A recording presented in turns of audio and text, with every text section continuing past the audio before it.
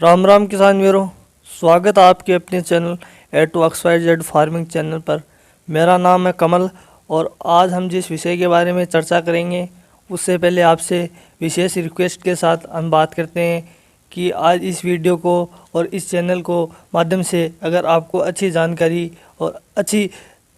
जानकारी मिली हो तो आप चैनल को सब्सक्राइब और वीडियो को लाइक करके ज़रूर जाएं।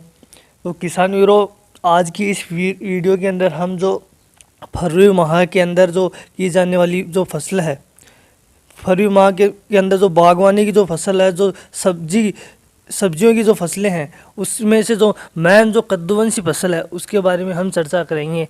तो किसान वीरों, उसमें जो ककड़ी जो आती है, ककड़ी जो मुख्य फसल जो हमारी मार्केटिंग में भी देखें तो जो किसान वीर अगर इसकी फसल करता है तो वो लाखों रुपये कमा कर अपनी फसल से लाखों रुपये अगर समय के अनुसार अगर वो बुआई करता है और समय के अनुसार वो अगर उसकी कटाई करके मार्केट में ले जाता है तो वो उसका अधिक से अधिक पैदावार ले सकता है। तो किसान वीरों, ककड़ी की खेती में कई विशेष बातों का भी ध्यान रखना होता है, बहुत सी बातों का ध्यान रखना होता है, क्योंकि ये खीरे के बाद दूसरे नंबर 1 सबसे अधिक लोकप्रिय कद्दूवंशीय फसल है।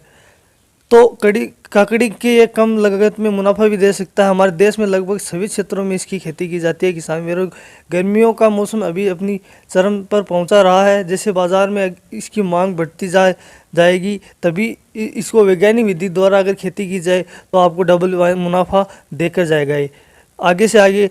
तो किसान वीरों, ये ककड़ी की फसल की हम जैविक विधि के द्वारा अगर इसकी जैविक विधि के अनुसार हम इसकी खेती करें तो आपको बहुत ही मुनाफा देगा ये।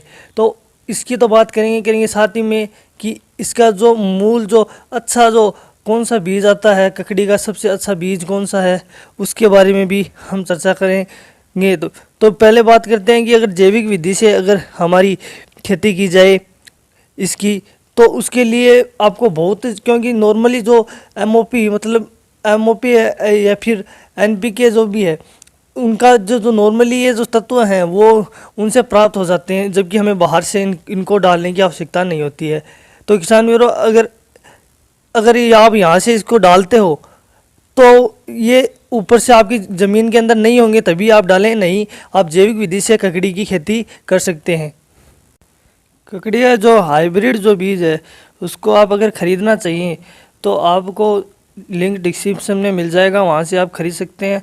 जो ककड़ी का हाइब्रिड बीज है उसी का आप इस्तेमाल करें।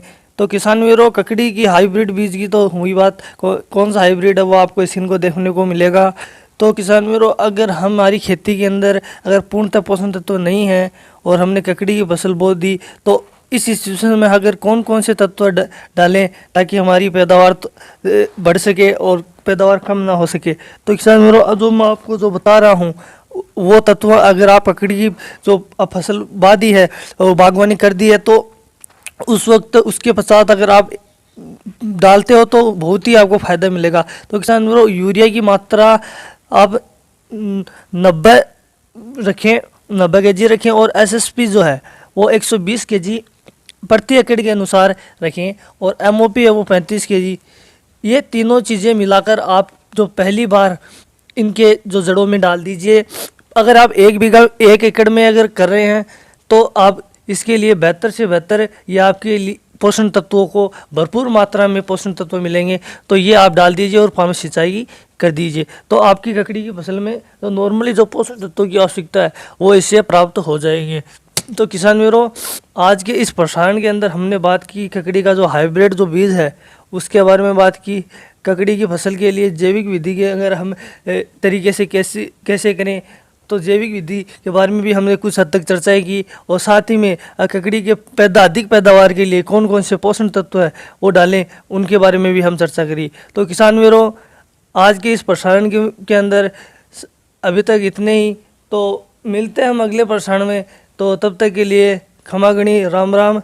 और अंत में आपसे रिक्वेस्ट जो है कि आप चैनल को ज़रूर सब्सक्राइब करके जाएं और अच्छी और बागवानी और पेड़ पौधों और फसलों की संपूर्ण जानकारियाँ हमारे इस चैनल के माध्यम से आपको मिलती रहेंगी। तो मिलते हैं अगली वीडियो में, धन्यवाद।